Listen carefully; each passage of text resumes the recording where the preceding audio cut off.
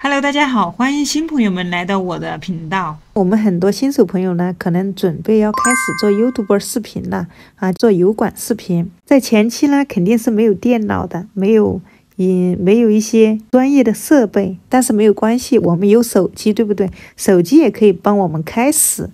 如果用手机做的话，我们要下载些什么 APP 呢？这里呢，小鱼儿给大家分享一下。首先呢，你的手机呢，最好是苹果手机。